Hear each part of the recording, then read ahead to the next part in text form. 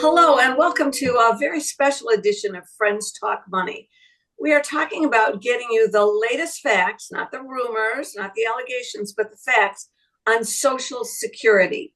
In fact, this is a topic that's changing so quickly that I'm going to do something a little bit different today. I'm going to put a timestamp on this.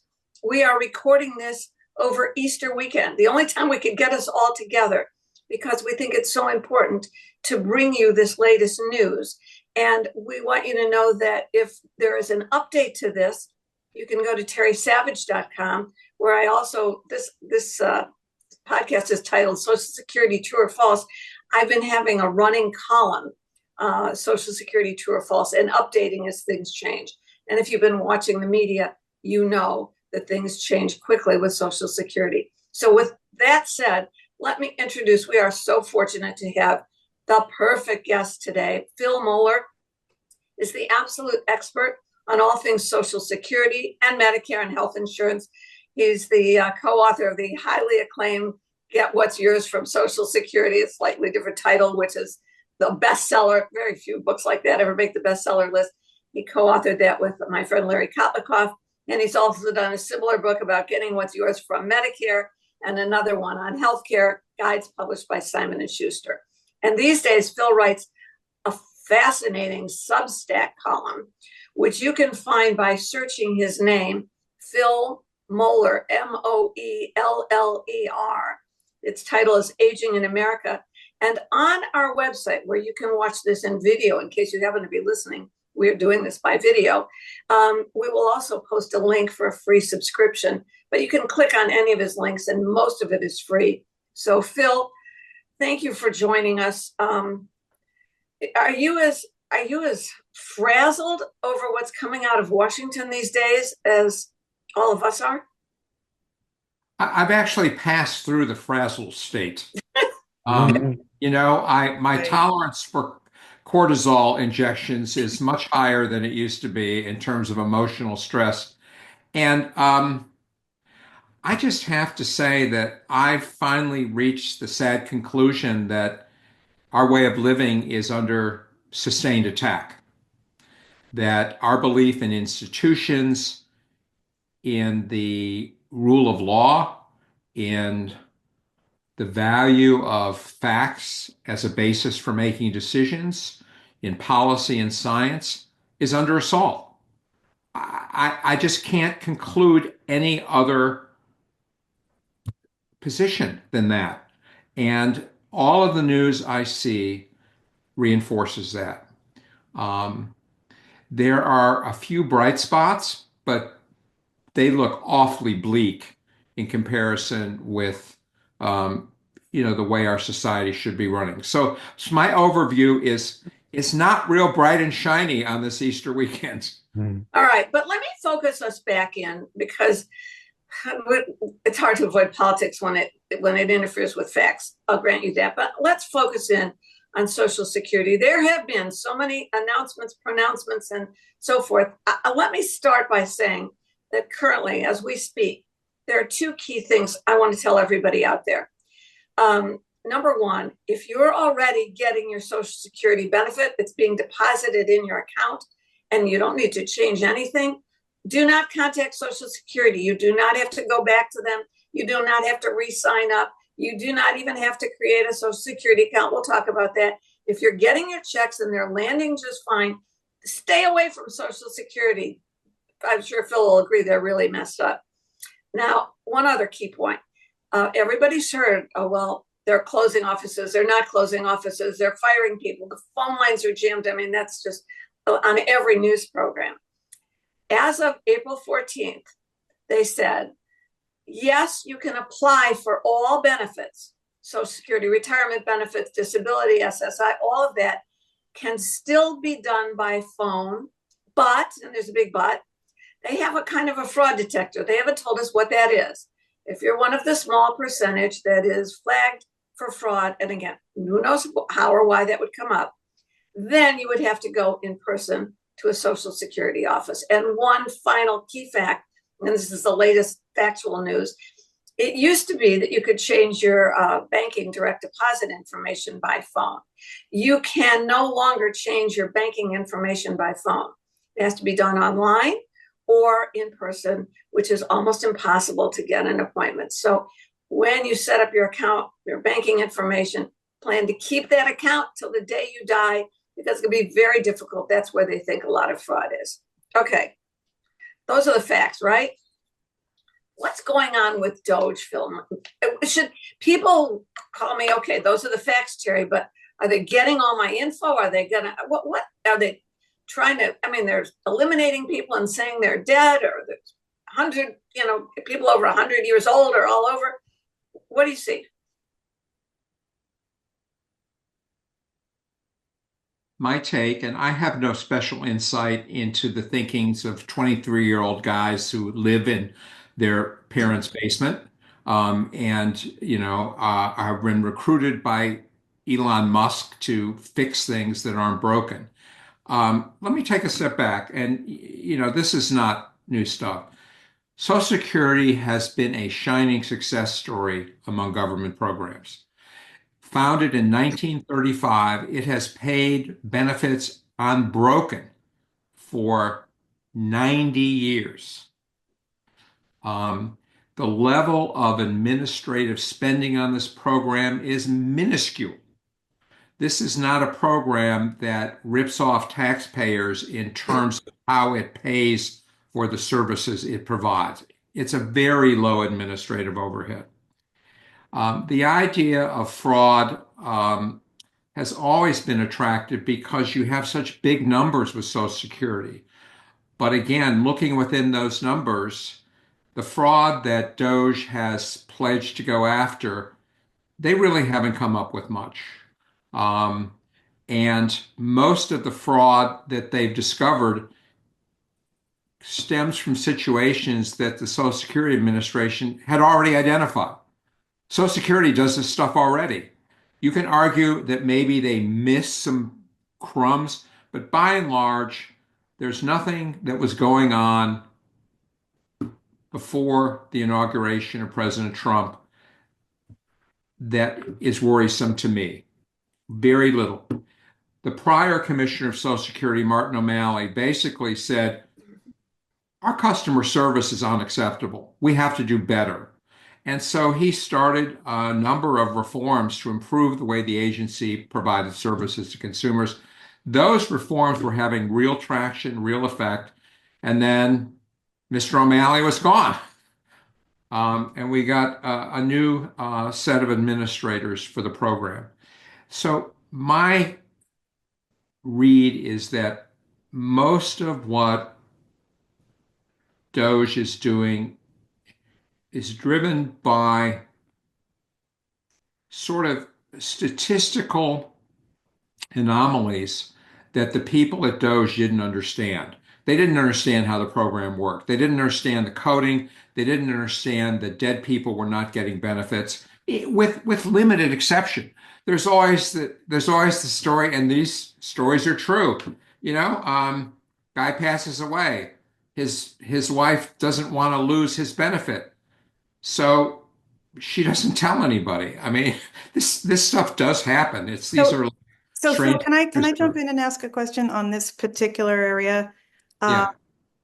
so obviously, it doesn't matter what side of the aisle you're on. This is Social Security we're talking about. Okay, voters are certainly on every across the spectrum here, but we're hearing about Doge's push to do a lot of like what you said with tech and so forth using AI. And obviously it's a super fast, aggressive timeline.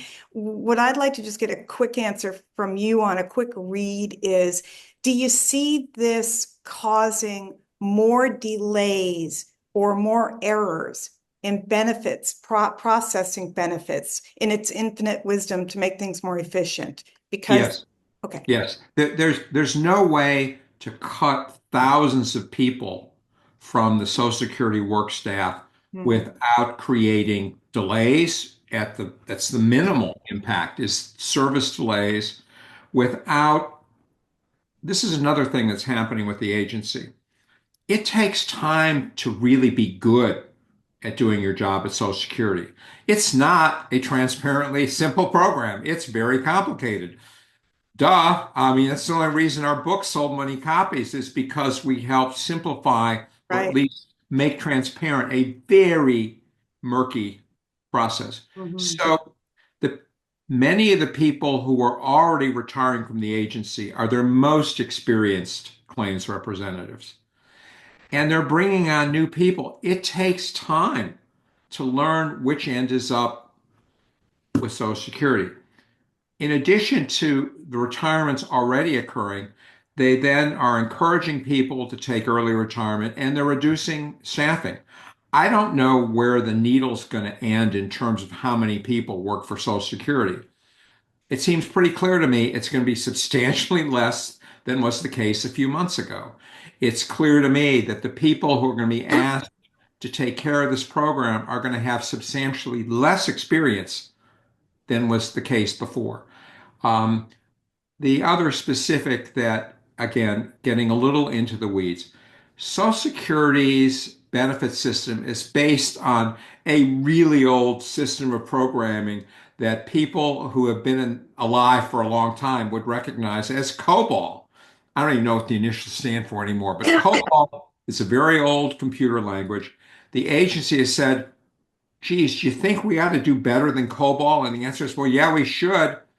And Doge came in and say, that's a great idea. Let's do it yesterday. Let's do it really fast because we're Doge. We do stuff really fast and we never make mistakes, right? Well, guess what? They're going to make mistakes. Social Security systems have been down at least 10 times. It's probably a bigger number. I don't think they're going out of their way to make transparent all the problems they're encountering. But the faster they move, the more likely it is they're going to create snags, delays. And Okay. I don't think it's Okay. improbable to say they're even going to create delays in direct deposit. Stuff is going to happen. Please. Oh my God, no. Yeah, but So Richard, Richard, I want, go. Richard. yeah, I want to go back to the question about these fraud alerts that Terry mentioned before. So the Social Security Administration says that when people are using their phone to sign up, if Social Security thinks there's fraud, they're going to, look into that. And the number I saw was that they expect 70,000 of the 4.5 million claims done by phone to be flagged. Do you think that seems about what we're going to expect? Do you think it'll be more or less? How worried should people be that they're going to get flagged? I I have to say I think it depends on where they were born. The logic of who Social Security is going after seems very closely aligned with an anti-immigration philosophy of the Trump administration. Um, the fact that they are declaring recipients dead who aren't dead, and this is demonstrated, is very closely correlated with where the recipient is born. Um, and if you are declared dead by Social Security, it means you can't get bank accounts, credit cards. It is effectively a process to really encourage, if not force, immigrations to self-deport because they can't live in the United States effectively if they can't get access to credit, if they can't be consumers, all the things we take for granted will disappear for some of these people and already is disappearing for some of them. Again, I don't know the specifics. I don't know the numbers. They're not going to tell you. They're going to say they're doing a terrific job. And that's the other element of this. And this is again, this is not, I agree with you, Pam. This is not political. This is like Americans. Um, I don't trust the facts that I hear from these people. No, and I want to say that, a lot of people, let's do some myth busting here. Big picture about why, this is actually going on. Is it because Social Security, as people always hear, is going broke? And that's not accurate. The answer to that is, the trust fund that, basically helps pay the benefits is protected in the short run for at least the next decade. But even then, payroll taxes still cover about 77% of benefits. No, I don't think that's a motivator for Doge. I don't Mm-hmm. think they care at all about whether the program is growing broke. That's not their day-to-day motivation. Their day-to-day motivation is that Elon Musk stood up some time ago and basically said, I'm going to fix this. And he's going to find a way to, quote, fix it, whether it needs fixing or not. Got it. I just wanted He to make called it sure a we Ponzi bust the scheme. myth that a lot of people fear. They think that the reason we're doing this and filling this gap is because we're imminent, bankruptcy is imminent. I just wanted to make that clear so But he people. also called it a Ponzi scheme.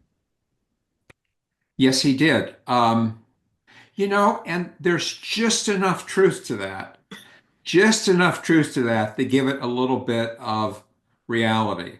Um, I think his name was Charles Ponzi, and Mhm. and the Ponzi scheme was basically he sold stuff to people that he said would pay this much in profit. It didn't pay anything. He used the sales to pay back early subscribers and keep them It's, happy. yeah. Um, in a sense, we're Social Security is a pay-as-you-go system. So the difference is that it does have this embedded trust fund that's the result of contributions that people have been making over the years. And so, as Pam alluded to, there are there is some there in terms of the resources that Social Security is using. But one thing that is very interesting, and just to note, immigrants who aren't citizens and haven't lived here for at least 5 years, they can't collect Social Security benefits, but they But pay they it. pay in. They pay billions and billions and billions of dollars Mhm. into Social Security, and they get nada right now. Boy, this So, is a big topic. Let's go back so to let's get rid of all these no, people. So, yeah, okay. I want to go back to some practical stuff. I want to Yeah, definitely. okay. So let's hit on this topic. My Social Security accounts. I'm going to give you some facts. It's an online account. In fact, if you go to terrysavage.com, that's Social Security, true or false, there's a link. You go to ssa.gov, my account, even if you don't have one, click on that, and you can create your own My Social Security account. Why would you want to do that? I'll check to see that your earnings have been reported correctly, and you can do other things there. Now, a couple of facts. And this has nothing to do with Doge or anything of this administration. You used to, if millions of people have them, they set them up years ago. You created your name, maybe it was your email and a password. Now, the government's way of doing it is through a master login system, much more secure, called login.gov. You use that system to get your TSA for, pre-check kind of a card for the VA benefits. And so if you have an old account with mysocialsecurity.gov, you need to change your credentials through login.gov. Very easy at ssa.gov/myaccount. If you haven't set up an account yet, it's very easy to set one up. But you do not have to go back to your account and change your login until you really want to use it. It's like the IRS account. Sometimes it's nice to look over the counter and see what they're seeing on the other side of their computer. So what's all this confusion, and how are they using or misusing the information? They have the information. It doesn't matter whether it's in your My Social Security account, but what's all the furor over, I got to go to this account, I got to sign in? um, I, I don't have an answer for you. I don't really know what the method is to their madness. There does seem to be a desire by Doge, with or without the conscious knowledge of President Trump, to collect as much information on individuals as possible and to put it in a common pot. So you see stories about the information being collected by Social Security, some of which is stayed by court orders, so we don't know the ultimate disposition of these efforts to collect information, but it's not only at Social Security, it's at the IRS, it's probably at the FBI. So you have these huge pools of private information about American citizens and residents. And there seems to be a conscious desire to get access to all of it and to look at the relationships between the pieces of information about an individual. And my assumption, but it's only an assumption, is that they will be running AI and algorithms against this information base to flag people for various things that, for whatever reason, are found unattractive, unacceptable by this administration. Oh my I God, think how Orwellian, Richard. Yeah, so Phil, I want to go back to a practical question. So let's say I have Social Security, I'm getting it now, or I'm thinking about applying, and I've got a question. So should I A, call the Social Security number to try to get help over the phone, B, call my local office to make an appointment to go in, or C, just show up and try to talk to somebody there? What's my um, best route and how long is it going to take? my first step is to not do any of those things. My first step is to fire up your browser. Um, I use Chrome, which I actually think is a great browser, and ask it a question. And their little AI tool generates answers for me. Much of the information people want to know about Social Security is already on the agency's website. The problem is nobody knows where to look. Can't They don't read know where to it. ask. And so it turns out for the Yeah. mere price of whatever my book costs these days. So now the point is there are links to these items Okay. that can help. That's So my helpful. first thing is let your fingers do the walking digitally, so to speak, Okay. and see if you can get an answer to your question. My next stage would be, yeah, try to call the agency. You can get lucky sometimes, although long hold times are necessary. And let me just take a step back. I love Social Security representatives. These people try to help human beings. They really do. There's always a bad apple in whatever barrel you're looking at. There's always the gruff person who doesn't have the time of day for you. But by and large, I would adopt these people to be my children if I could. They're doing God's work. They don't get paid a Be whole lot. careful what you wish for, Phil. Yeah, whatever. Won't happen. My morals check would fail under the new. No, just kidding. The bottom line is, sure, try to call, When but you when you say when I you have say to say call, these. do you mean call the 800 number or call my local office? No, I'd call the 800 number first. That would be my next stage. Okay. Trying to call a local office to make an appointment, to ask a question is, Mm-mm. I wouldn't do it because to the extent that these people have time, I want them to be helping people sitting across the table from them in the office. I don't want them, so they're not going to be in field offices. You Okay. know So what? I'll tell you who to call. Call your congressman. Call your No, congressperson. no, they're swamps. Don't do that, Pam. Kidding. Go ahead, Phil. But Richard's made a very good point. Yeah. So first of all, I receive Q&A on my Ask Cherry blog all the time. And more than once, I've had to say these two things. Number one, that information was wrong.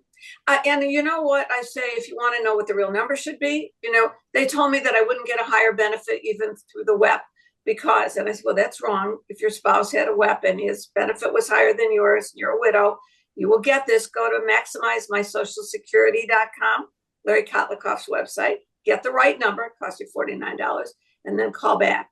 So sometimes they give out wrong information. they do. I But want to copy Larry on some of my answers or to check that I'm giving it out correctly. And I find myself saying, I don't know if this is worth it, whatever the case might be, because you don't want to get caught up in the jaws of Social Security doing stuff. So someone said, for example, I'm 66 and or 67. I'm going to take it and suspend it and pay it back and then take it at 70. And I said, don't do that. Just wait till 70. Don't start messing around with Social Security right now. Is it good advice? Because that's what I see, a mess. So let me address something else that Rich asked about that I think makes sense these days. First of all, there are two things. Except everything's going to take more time these days, right? The right. second thing is we're all used to a world in which there's a certain logic, and if you do the right thing, you get the right result. That world may be changing, at least for a while. And I hate to be so dour, but it's absolutely true.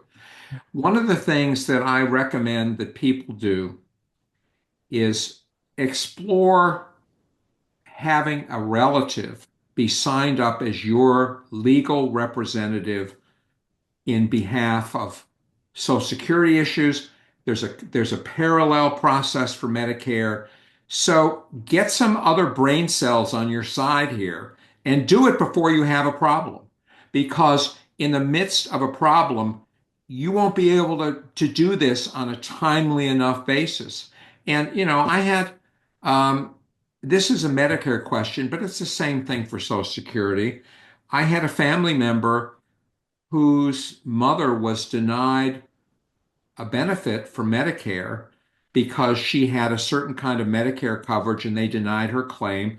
It probably would have been approved if somebody had pushed for it, but there was nobody to push for her. Mother was What really not. happened with those trained volunteers? Are they still in motion for Vista. helping Social Yeah, Security? that's I'm sorry, called the what's SHIP program, State okay. Health Insurance Yeah. Information Assistance Program.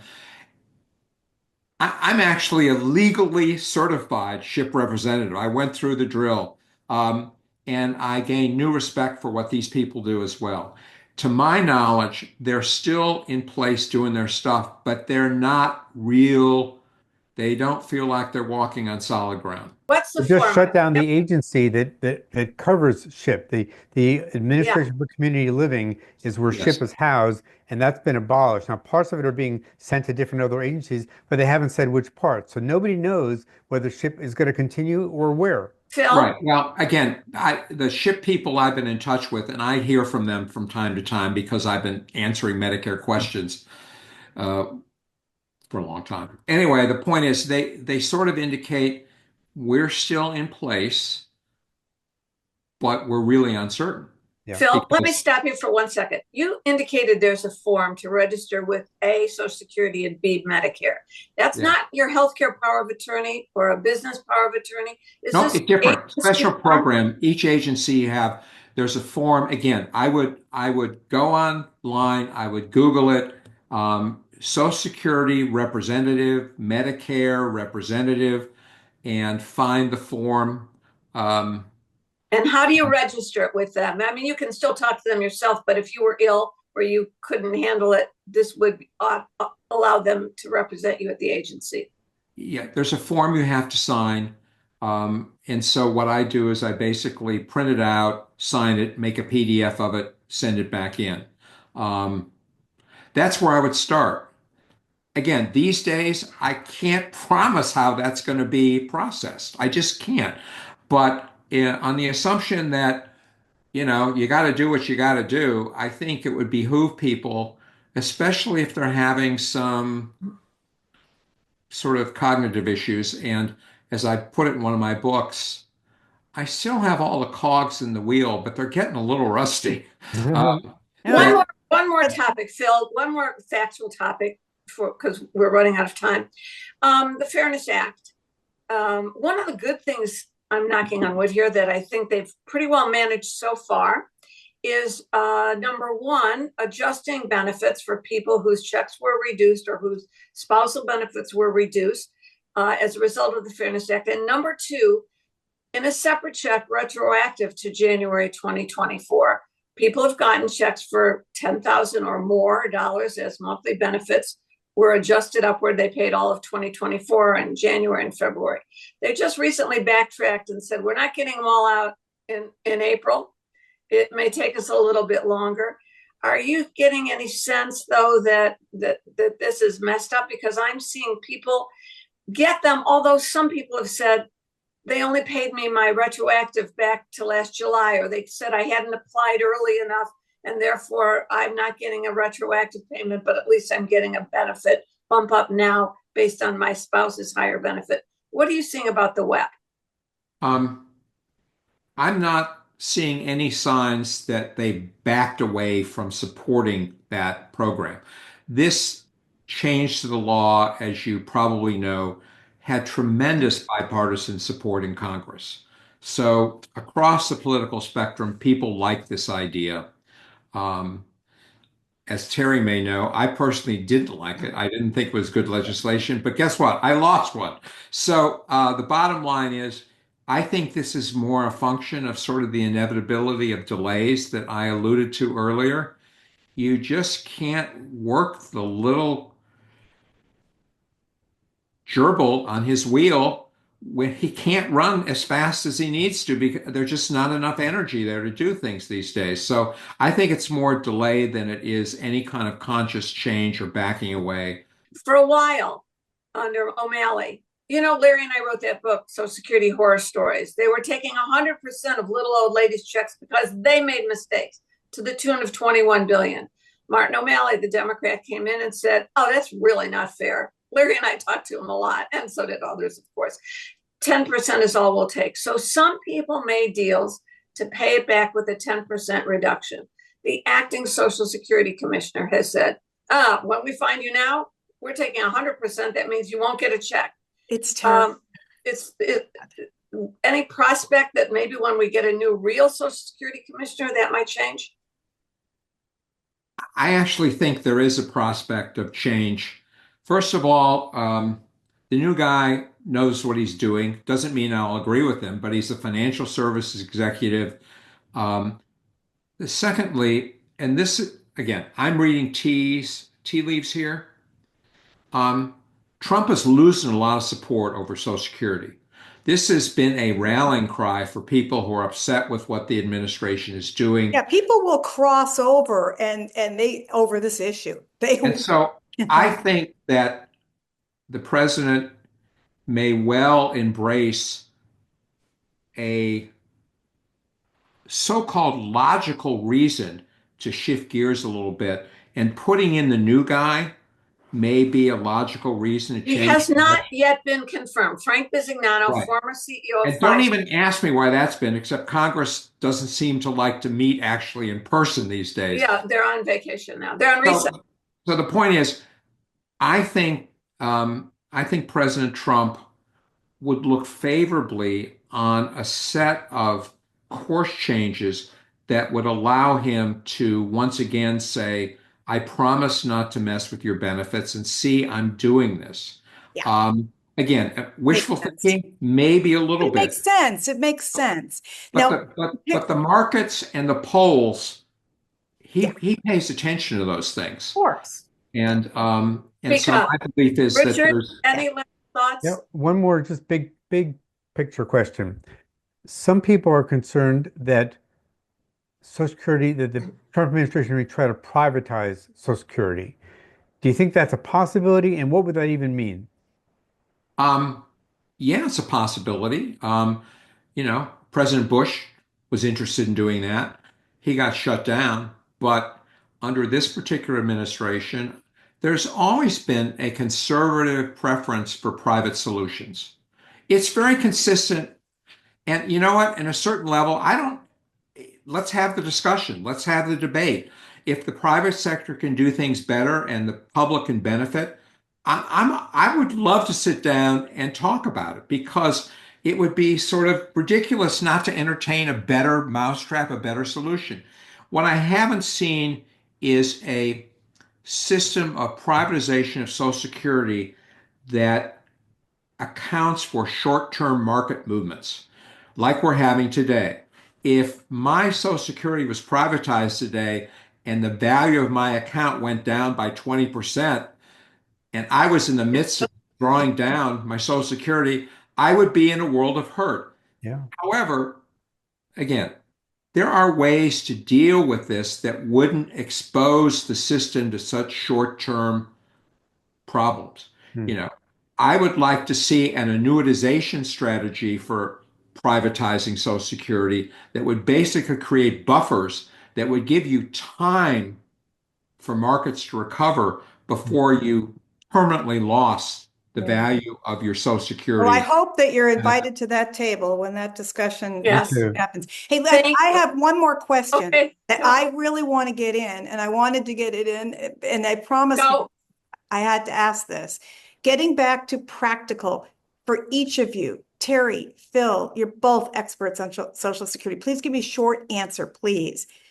Do you think, going back to certain claiming strategies right now, in my mind, if there's more, I don't want to get in the jaws kind of a thing, which I agree with Terry on that. Should more people maybe think about, claiming Social Security, before age 7? No. Is that advice changing? All Okay. right, Phil, don't say Anyway. anything. I'll give you mine, and then you tell me. But don't forget, I've been indoctrinated by Larry Kotlikov. One of the formula is very complex and kind of retrogressive. You must wait at least till full retirement age. And I have never heard anybody suggest they change the formula that increases your base benefit upon which future inflation adjustments are made.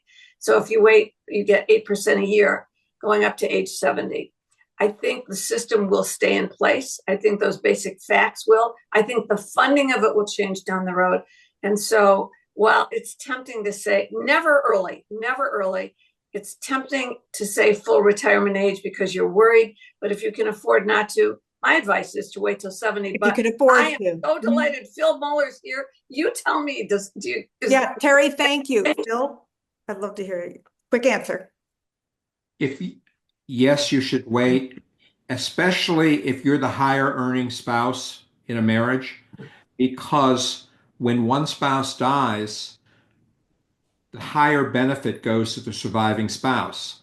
So I think some people have almost a moral obligation to wait as long as they can to claim.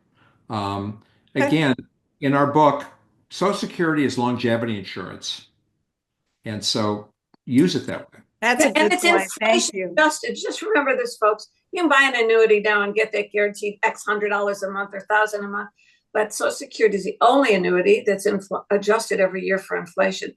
I'm going to leave you with this thought, or two thoughts. First of all, Phil, before I do a closing thought, we would like you to come back in September, and then we will focus on Medicare because a lot's going on with Advantage and everything. We promised to come back and do a Medicare podcast with us. Well, yeah, but include Medicaid as well. And Medicaid. Yeah. Right. Medicaid is a big deal here. Topics. Yeah. Okay, we were going to try and cover that all, but we can't. No, but we really have pretty thoroughly, I hope, covered your questions to date on Social Security. A reminder, we have a website, friendstalkmoney.org, if you happen to be listening to this podcast.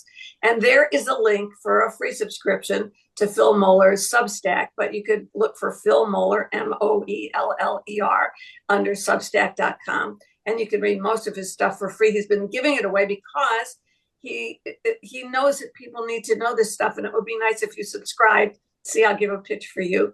And also at terrysavage.com. I keep updating the Social Security true or false as things come out. We really thank you for joining us for this podcast. And we'll do on the next one. Super insightful. Thanks, Phil. Thanks, Phil. Take care, guys. Bye, Good guys. chat. See ya. Friends Talk Money is funded in part by a grant from the Investor Protection Trust. The IPT is a nonprofit organization devoted to investor education. Since 1993, the IPT has worked with the states to provide the independent, objective investor education needed by all Americans to make informed investment decisions. Visit investorprotection.org. We also receive support from the North American Securities Administrators Association, known as NASA. It's the oldest international investor protection organization. NASA's members include state and provincial securities regulators from the U.S., Canada, and Mexico who serve on the front lines of investor protection. Recognizing that education and awareness are powerful tools in the fight against investment fraud, NASA is pleased to sponsor Friends Talk Money. Here are 3 important tips to help you protect your money from fraud. With investing, there are always risks, so be cautious of anybody telling you that a certain investment is guaranteed. You should also proceed with caution if somebody is promising very large investment returns. This is a common red flag for investment fraud.